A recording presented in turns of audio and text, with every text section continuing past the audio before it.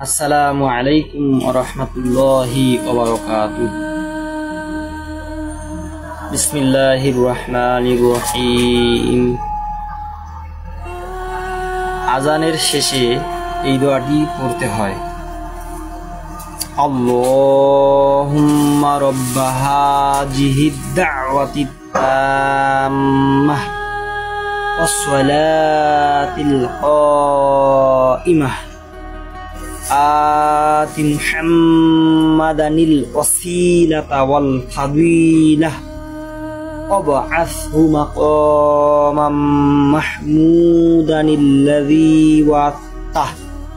হযরত নবী করিম সাল্লাল্লাহু আলাইহি সাল্লাম ইরশাদ ফরমাইয়াছেন, যে ব্যক্তি আজান শুনিবার পর অথবা নিজে আজান দিয়া এই দোয়াটি পাঠ করিবে, কাল কিয়ামতের দিন কঠিন মুসিবতের সময় তাহার জন্য আমার পক্ষ হইতে সুপারিশ আবশ্যক হইবে। সুবহানাল্লাহ। প্রিয় দিন দরদি মুসলমান ভাই ও বোনেরা, সকলকে অনুরোধ করব, আজান দিবেন অথবা আজান দেওয়ার পরে আজানের জবাব দিবেন, তারপরে এই দোয়াটি পাঠ করবেন।